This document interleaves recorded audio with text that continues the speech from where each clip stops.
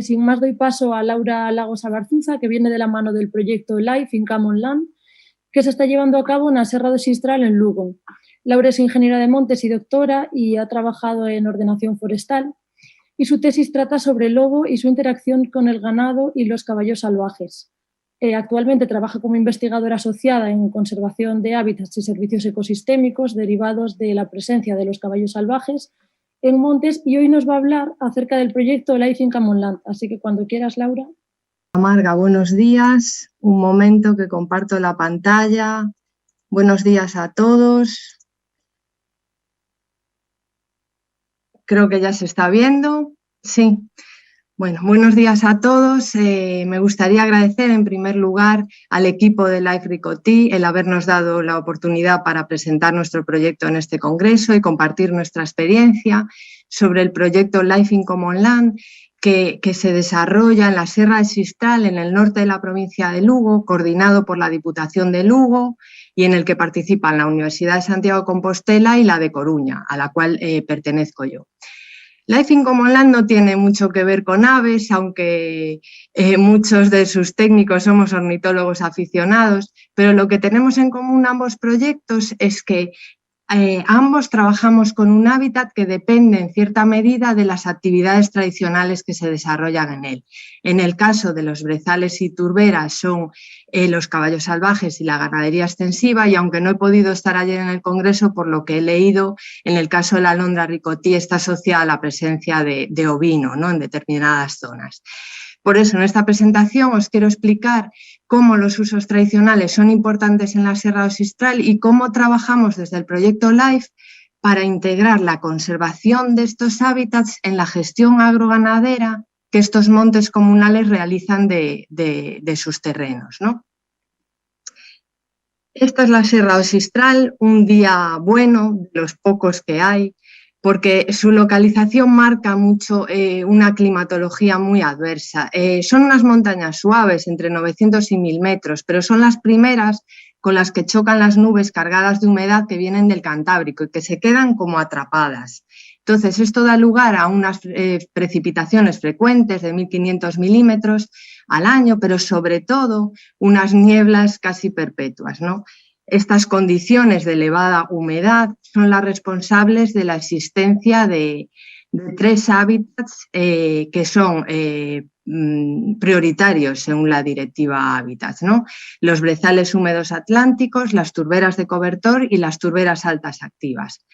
Los brezales húmedos atlánticos son formaciones arbustivas desarrolladas sobre suelos muy pobres, mal drenados, ácidos, están dominadas por ericáceas, por brezos, y allí en el Xistral la erica predominante es la erica macayana, que es endémica del norte de la península ibérica y de ciertas zonas de Irlanda, ¿no? Luego están las turberas, que como sabéis son humedales que no pueden descomponer totalmente la materia orgánica y se va acumulando en forma de turba. Tenemos turberas de cobertor, muy raras en la península ibérica, muy poco extendidas en Europa, que cubren los altos de la Serra de Xistral y las lomas más aplanadas. Y luego las turberas altas activas, que están más en cubetas. Las turberas de cobertor se alimentan de agua de la lluvia, de rocío, de nieblas, es decir, son hombrotróficas, ¿no? Y las altas activas están en cubetas y se caracterizan por ese elevamiento central de la turba, ¿no?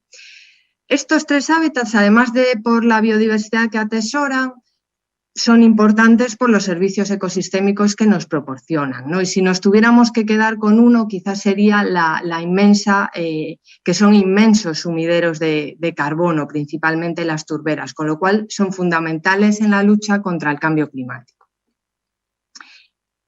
Las actividades tradicionales que a lo largo de la historia han venido modelando estos hábitats y estos paisajes son la ganadería extensiva y los caballos salvajes, el aprovechamiento tradicional de los caballos salvajes. ¿Por qué les llamamos salvajes? Pues porque es una población ancestral, son unos animales que viven en las sierras con un mínimo manejo humano, que solo son reunidos una vez al año en los conocidos curros para retirar potros, rapar, marcar, aunque es verdad que este manejo en los últimos años cada vez se hace más intensivo, ¿no?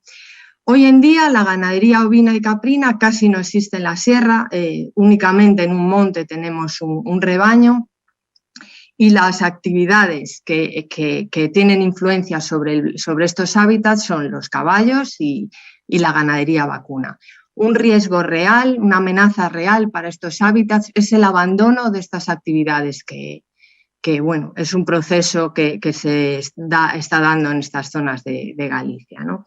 Hay también una dependencia entre los caballos y las vacas. El caballo no es productivo en sí porque los potros, que es el aprovechamiento que se realiza, tienen muy poco valor y además hay un impacto de la depredación del lobo muy alto. Pero los caballos son necesarios para las vacas porque el tipo de herbivoría que realizan reduce la parte arbustiva del hábitat, ¿no? Y mejora el pasto para las vacas. Bueno, los caballos, por esa misma razón, son especialmente importantes para los hábitats de sistral. O sea, existen estudios que ponen de manifiesto que el tipo de herbivoría que realizan impacta en la estructura de la vegetación de forma que resulta en una estructura de matas y huecos que se ha definido como la óptima para estos brezales. ¿Por qué? Pues porque asociada a esta estructura tenemos una riqueza de especies de flora máxima y también una riqueza de especies raras máxima. Con lo cual, los brezales en los que hay caballos salvajes se consideran que están en una estructura, que tienen un estado de conservación favorable y óptimo, ¿no? Pues en este contexto, el objetivo del proyecto Life in Common Land es conservar o mejorar el estado de conservación de estos 3 hábitats prioritarios en el territorio de 11 comunidades de montes incluidas en la zona de especial conservación Serra do Sistral. ¿Cómo realizamos esto? Pues con este gráfico, nos gusta mucho mostrar este gráfico de la izquierda, implicando a las comunidades de montes, aunando el conocimiento local de los comuneros con el conocimiento científico y técnico del equipo del LIFE e integrando la conservación de la diversidad en la gestión del monte a la vez que se fomentan las actividades tradicionales, ¿no? Bueno, ya sabéis que los LIFE tienen una estructura compleja en bloques. El nuestro pues es igual que los demás, ¿no? En primer lugar, hay unas acciones preparatorias en las que se recopila toda la información necesaria sobre los hábitats, el estado de conservación, las actividades que se desarrollan sobre ellos, para diseñar tanto el modelo de conservación de hábitats como las acciones demostrativas de conservación, ¿no? Que son el segundo bloque. El de acciones directas demostrativas de conservación, que hay de 3 tipos: de gestión de pastoreo, de corrección de impactos hidrológicos y eliminación de masas forestales alóctonas. Luego lo explicaré. Bueno, de forma paralela hay acciones de seguimiento del impacto socioeconómico del proyecto, del impacto sobre los hábitats de las acciones de conservación y, como en todos los LIFE, muchas acciones de difusión, sensibilización, réplica y transferencia. Bueno, la clave del proyecto y el principal incentivo es que desarrollamos un sistema de pagos por resultados de conservación que haremos efectivo el último año del proyecto, ¿no? Que consiste en que las comunidades de montes, según la superficie y el estado de conservación de sus hábitats, recibirán un pago. Con lo cual, estas comunidades de montes ya no solo realizan una gestión agroganadera productiva de sus terrenos, sino que además integran la conservación de hábitats como un objetivo más, ¿no? de su gestión. Bueno, como en esta presentación nos centraremos en las actividades tradicionales, me voy a centrar más en las acciones que tienen que ver con eso, pero primero os voy a explicar un poquito más en qué consiste este modelo de gestión que desarrollamos para que todo este proyecto tenga sentido. Es un modelo de gestión basado en resultados de conservación, ¿no? Es un documento que integra toda la información de las acciones preparatorias, la cartografía de hábitats, el estado de conservación de los hábitats, una definición de estados de conservación favorable y desfavorable según unos indicadores que desarrollamos para turberas y para brezales. Y también unas recomendaciones de manejo tanto para conservar como para revertir estados de conservación desfavorables que nos estén marcando los indicadores, ¿no? Todo eso es un documento que en realidad no tiene ninguna validez, ¿no? Por eso, para darle validez, para hacer un acuerdo con las comunidades, para darle un formato legal y firme, pues lo que se ha hecho es incorporarlo en los proyectos de ordenación forestal de los montes vecinales en mano común con los que trabajamos, ¿no? Así se consigue un compromiso de 10 años de aplicación de este modelo de gestión. Seguiré explicándoos más adelante. Luego, en estos hábitats seminaturales que dependen de las actividades ganaderas o las actividades tradicionales, es muy importante dedicar esfuerzo a garantizar la participación de los ganaderos, de las comunidades de montes en este caso. Con lo cual, tuvimos una acción específica en la que le explicábamos con todo el detalle el proyecto. Además, recibíamos de ellos toda la información para caracterizar la actividad ganadera. Además, en el campo y en entrevistas les explicábamos el sistema de indicadores, revisando con ellos las zonas que se consideraban en buen estado de conservación o en mal estado de conservación. Y finalmente, bueno, estos son los indicadores que a lo mejor, si os interesa, luego me podéis preguntar sobre ellos. No tengo mucho tiempo para entrar en materia. Son 7 indicadores para brezales sencillos de estructura de la vegetación, altura de la vegetación, porcentaje de matorral, presencia de tojo, y también tenemos indicadores para turberas, en este caso 4 indicadores, ¿no? Pues estas fichas que ahora estamos con una segunda ronda de visitas al campo con los comuneros para mostrarles las fichas, contrastar con ellos los estados de conservación y tal. Y luego la tercera parte de esta acción es consensuar con las comunidades de montes las acciones de conservación. Teníamos identificados los sitios en deficiente estado de conservación, el siguiente paso es consensuar con ellos que nos dejen ejecutar las acciones en estos territorios. Luego, los caballos eran lo suficientemente importantes para los hábitats para dedicarles una acción específica, también con entrevistas a los, bueno, allí les llaman bestas do monte, ¿no? Bestias del monte, y los dueños son los besteiros. Pues realizamos entrevistas a los besteiros para que nos explicaran el sistema de manejo y también colocamos collares GPS y realizamos un seguimiento para ver los movimientos que hacían a lo largo del año, las zonas a las que no accedían, los tamaños de las áreas de campeo.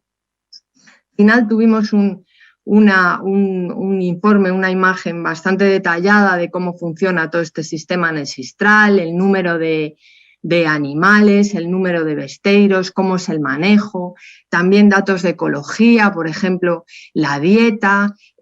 Por observación directa tenemos un tiempo dedicado al consumo de tojo del 14%. El tojo o aulaga es un arbusto muy espinoso que los caballos son capaces de consumir, ¿no? Los ponis atlánticos del noroeste de la península ibérica. Y también, bueno, pues datos sobre las áreas de campeo, selección de hábitat, etcétera, que nos permitía los siguientes pasos, ¿no? Las acciones de conservación. Bueno, volviendo al modelo de gestión y cómo lo incorporamos en los proyectos de ordenación forestal, esto resulta un poco sorprendente porque, aunque en teoría los proyectos de ordenación forestal integran todos los usos y aprovechamientos del monte, es verdad que están especialmente pensados para un aprovechamiento maderero, con lo cual fue bastante complicado meter un modelo de gestión para conservación de hábitats de formaciones arbustivas y herbáceas en un proyecto de ordenación. Pero bueno, al final eran tres claves, ¿no? En un proyecto de ordenación se realiza una zonificación del monte con un objetivo de cada zona. Entonces, integramos todos los hábitats prioritarios en una de las zonas que en terminología forestal se denomina cuartel, ¿no? Teníamos un cuartel de hábitats prioritarios. A este cuartel aplicamos un modelo selvícola. Un modelo selvícola es la organización de todas las acciones que se realizan en el monte, ¿no? Por ejemplo, para una masa de pinar, indicaría el turno, cuándo se hacen claras, cuándo se hacen podas. Bueno, pues lo hemos tenido que convertir las recomendaciones de nuestro modelo en un modelo selvícola que indica la gestión que hay que realizar según marquen los indicadores, ¿no? Esto también ha sido bastante pionero porque hasta ahora todos son para masas arboladas y para aprovechamientos, ¿no? Más que para conservación. Y luego el plan especial, que es a 10 años, incluye todas las acciones de conservación necesarias. Esta acción se nos retrasó un poquito, era para estar terminada el primer año, pero por diversas circunstancias de convocatorias de ayudas de la Xunta, que los comuneros quisieron acogerse y luego hubo retrasos porque finalmente no les dieron las ayudas. Pues ahora estamos aún con esta acción. Tenemos 6 proyectos aprobados por la Xunta, 3 pendientes de aprobación y 2 aún se están redactando ahora. Vale. Entrando en las acciones demostrativas de conservación, el primer tipo son las acciones basadas en el pastoreo, ¿no? En la gestión ganadera y de los caballos salvajes para recuperar hábitats. ¿Veis en esta figura de la izquierda cómo es tan importante la distinta gestión que se hace en los montes? Eso es un cierre. Y la única diferencia de gestión entre un lado y el otro es que a la derecha no hay caballos, llevan muchos años sin haber caballos, con lo cual ese brezal está totalmente dominado por tojo y se encuentra en un estado de conservación que se considera desfavorable, ¿no? Entonces, las acciones estaban orientadas a utilizar los caballos salvajes como herramienta de conservación de hábitats, que también es muy importante para conservar la propia población de estos animales que está sometida a muchas amenazas en Galicia, ¿no? Entonces, realizamos modificación de cierres para asegurar que en zonas que no podían entrar los caballos pudieran entrar y muchas veces se combina con desbroces para también atraerlos a esas zonas, porque el desbroce en sí mismo no tiene mucho sentido si luego no se dan las condiciones para que el hábitat no vuelva a ser como era, ¿no? También teníamos planteadas quemas, pero es verdad que los comuneros no era una cosa que demandaran mucho y las 2 únicas que se plantearon, pues una no tuvimos el permiso del organismo de cuencas. Bueno, la verdad, supongo que es una experiencia que tenéis en otros live, pero la dificultad para obtener los permisos de los distintos organismos es una de las trabas más importantes para estos proyectos. En nuestro caso, creo que lo más complicado suele ser el organismo de cuencas, ¿no? Aguas de Galicia, que la verdad son unos tiempos de espera por los permisos muy grandes. Y en este caso era una quema, que el vigilante fue allí en pleno invierno y claro, son brezales, turberas, corría el agua por la ladera y decidió que aquellos que además era dominio público hidráulico, que no nos podía autorizar una quema. Bueno, luego el segundo grupo de acciones son la mejora de infraestructuras para evitar impactos en los hábitats y para facilitar el manejo ganadero, ¿no? Son reparaciones de pistas, también áreas de exclusión ganadera para evitar que los animales entren en zonas que están degradadas, pero es verdad que apenas identificamos estados de conservación desfavorables en las turberas por esta razón, ¿no? Este sí estaba muy pisoteado y realizamos un cierre pequeño de 2.000 metros cuadrados este año y veremos cómo evoluciona, y también reparación y construcción de bebederos para atraer el uso allí y evitar uso de zonas más sensibles. Este año empezamos a instalar estos carteles para informar, aunque no es obligatorio, informar sobre las obras y sensibilizar a la gente del tipo de trabajos que estamos realizando, ¿no? Luego, el último grupo de acciones es la restauración o mejora del estado de conservación de turberas mediante la eliminación de masas forestales que fueron, bueno, allí en los años 50, 60, el ICONA plantó en las turberas pinos que hoy son de 2 metros de alto como mucho, pues tenemos varias acciones para retirar esos pinares y en algunas zonas eucaliptales, ¿no? La acción más compleja, claro, son zonas muy sensibles que apenas se puede utilizar maquinaria. Además tenemos el problema de que allí el único momento del año en que está el terreno seco es agosto y septiembre, con lo cual la ventana en la que podemos actuar es muy, muy corta, ¿no? Laura, ¿sí? Tienes que ir acabando, lo siento. Vale, sí, vale, no me di cuenta que me avisabas. Vale, bueno, esta acción de corta La empezaremos en agosto, vamos a cortar con motosierra, reunir los árboles con tracción animal y subir la madera en los trineros y cablearla desde pista. Estamos muy ilusionados con esta acción, a ver qué tal nos sale. Bueno, luego el seguimiento de las acciones de conservación, que ya no voy a entrar. Y bueno, ya sabéis, toda la difusión que llevamos a cabo desde los proyectos LIFE. Quizá destacar un juego de cartas que hemos creado, que si os interesa tenerlo podéis escribirnos, que estaremos encantados de enviarlo. Y nada más, muchas gracias por vuestra atención. Y dejo de compartir esto, ¿no? Genial, muchas gracias, Laura. Como nos quedan 5 minutillos para preguntas y vi ahí que me llamó la atención en tu penúltima diapositiva que ponía seguimiento de las acciones de conservación y un dibujito de un dron. No sé si habéis hecho seguimiento con drones, porque también nosotros en el LIFE Ricotti sí que utilizamos drones para medir producción primaria de vegetación y así. Sí, en las acciones de conservación utilizamos drones, realizamos vuelos, eso lo realizan nuestros compañeros de la Universidad de Santiago. Realizamos vuelos previos a la actuación y posteriores anualmente, ¿no? Para ver cómo va evolucionando la vegetación. Y luego eso lo contrastamos con parcelas de campo, con plots con parcelas de exclusión para ver cómo va evolucionando la vegetación. Estamos monitorizando hasta ahora los desbroces, ¿no? Tras el desbroce, en zonas de exclusión de herbívoros y zonas utilizadas por herbívoros, ¿no? Y luego también utilizamos teledetección para detectar cambios en toda el área de trabajo, ¿no? Por el índice de vegetación, nos permite detectar cambios importantes que se realicen y que pueden afectar al estado de conservación. Genial, pues muchas gracias.